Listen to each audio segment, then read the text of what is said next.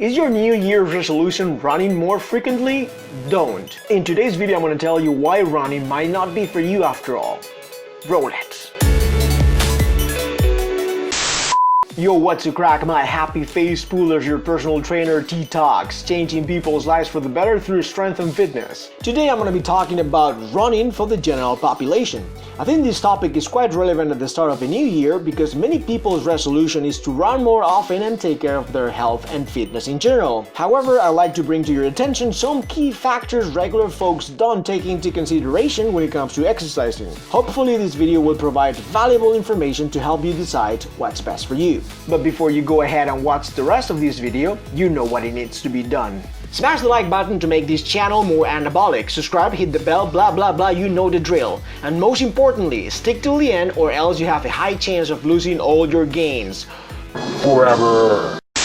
Alright, so I've been wanting to make this video for quite a while now because I see many people taking up to running like it's not a big deal. Now let me make this point very clear before I address the nature of running. I am not against running as a way of exercising. In fact, running was my go-to option when it came to working out for the most part of my teenage years. Running is a form of exercise that will improve your cardiovascular system and the muscular endurance in your lower body primarily. A good run makes us feel euphoric and puts us in a better mood because our brains release endorphins. Moreover, running does not precede a steep learning curve.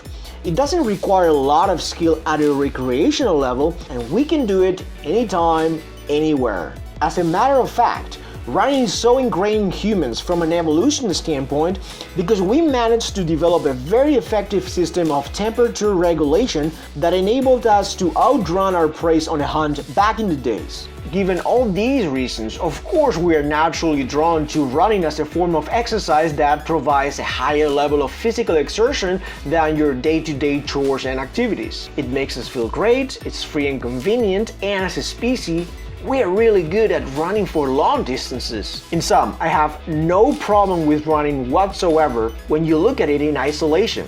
However, I do have an issue with how people misuse running in modern society. This is what I mean by that. As a result of the sedentary lifestyle in developed countries, many people have a very poor level of general physical preparedness. Now, when these folks finally come to the realization that they have to take their health more seriously, many use running as their primary tool to seek a more fitness-conscious life. Their intention is good, it comes from a positive place. However, many mess up this lifestyle turnaround because they can't sustain this activity in the long run. No pun intended. Many go from sitting 12 plus hours every day, either in the office or working remotely at home, to going for a 20, 30, 40 plus minute jog around the block on a regular basis, on concrete. This could be a problem. Unconsciously, many individuals tend to overdo it on the exercise side of things to make up for the physical inactivity they've embraced in their most recent past. Many feel unhappy and insecure about themselves. They don't like what they see in the mirror, and this messes up with their self-esteem. People are not comfortable with this state of mind and they want to escape this reality right now. So they associate higher running frequency with faster results. This overcompensation is compounded by a very poor understanding of the actual activity of running. The act of running is in itself a high-impact physical activity that imposes enormous levels of stress on the tendons and joints thousands of times within a relatively short period. I'm just describing what running entails without casting any judgment on whether this is good or bad because it ultimately depends on you. Let's take two different people to illustrate the point I'm trying to make. Person A played soccer at a competitive level for many years growing up, which means that he built a solid level of physical condition. This isn't surprising if you understand that between games and training sessions, he was racking up around 20 plus kilometers of running at different intensities on a weekly basis for more than a decade. When he stopped competing in his late teens, he still carried on a fairly active lifestyle while he developed a foundation of strength through resistance training. In the process, he managed to add around 10 to 15 pounds of lean tissue to his frame. Person B, on the other hand, never played competitive sports as a kid. Of course, she would engage in the occasional running around with her classmates during recess time or take part in games with her siblings on the weekends. She completed the 2 compulsory hours per week of physical education throughout middle and high school, but later on she led a rather sedentary lifestyle for the most part of her adult life. Never really being interested in working out, she maintained a similar attitude in her 20s as she gradually gained weight over the years. Her new office job and giving birth to her first child have only made things worse in terms of body composition. Do you see where I'm going with all this? The only reason why I'm getting so granular about the background details is because context is absolutely crucial in determining whether running as a form of exercise is the best option for you. If person A had a real passion for running and he wanted to run, let's say 3 to 4 times per week in the city, each time for about 30 minutes, that wouldn't be unreasonable. He has built a base of conditioning and muscular strength to endure the high impact forces of running on a regular basis. If he's smart about it and wants to do it for decades, he would continue doing resistance training while he takes strategic breaks from running here and there. By programming the occasional training block that prioritizes low-impact exercises, he would still be able to improve his cardiovascular capacity while minimizing the risk of overuse injury because he would go through periods of less stress for the joints.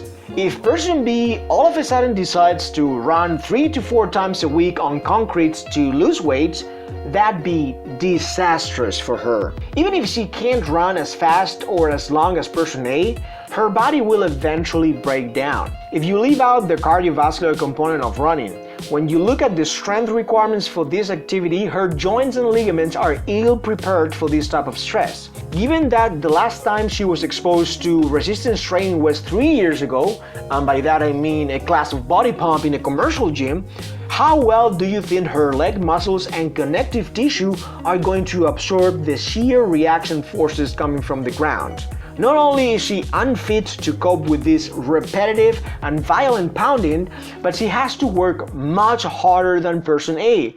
She might not be as heavy as he is in absolute terms, but given her higher body fat percentage, she has to carry a heavier load relative to her total mass because she has less muscle tissue. On top of all this, if person A was already doing some type of GPP prior to running 3 to 4 times per week now, that means that the percentage increase in cardiovascular work would be much lower than someone who's literally have done nothing for decades. Looking at the situation objectively, we have a stronger and more conditioned person doing a 3x increase in his cardiovascular training volume, while the weaker, heavier, and worse conditioned individual increases hers 1,000-fold overnight. But if that wasn't bad enough, we also need to take into consideration the recovery capacities of each of them. Being physically conditioned translates into higher recovery capabilities. In other words, you can train more frequently because you can recover faster from the physical stress of exercising. So, while person A could recover fast enough from session to session, person B would require much longer periods to recuperate. Do you see where the problem is? The very foundation upon which many folks are trying to build a better version of themselves is ill-fated. They simply fail to contextualize their own starting point and how that relates to the activity they're doing. Please make no mistake here. Of course, the 2 people I'm using here as examples are exposed to the risk of injury as soon as strenuous physical activity is in place. But the likelihood of person B getting hurt is much, much higher. If you want to train for the rest of your life because you understand the benefits of a healthy body, you need to be smart about it. Training for overall health is not about working out hard every time. It's about making progress at an appropriate pace for your level of fitness while trying to minimize the risk of injury. For the record, I'm not making this video to make fun of people who decide to use running as their form of exercise. Not at all. I'm making this video because I genuinely care about giving you the information you need to hear so that you can make better and smarter choices when it comes to improving your own fitness. If you truly want to make a change for the better and work out, that's fantastic news. I commend you for it and you have all my support. But if you don't take your context into account, nor do you understand the implications of the exercises you're doing, you could be headed for a very short and bumpy road, my friend. So, if you relate to person B to a much higher degree than to person A, you need to watch this video. Here I'm showing you 3 alternative conditioning routines that you can scale to your level. These require minimal to no equipment at all, and they are all based off low impact exercises. Alright peeps of the interweb, I really hope you found value in today's video. If you did, go ahead and smash the like button to spread the word, consider subscribe, and click on the bell to get notified every time I upload a new video. I gotta go eat. In the meantime, stay fit, stay strong, give me a thumbs up and subscribe to the channel for more gains. You thought I was gonna say peace!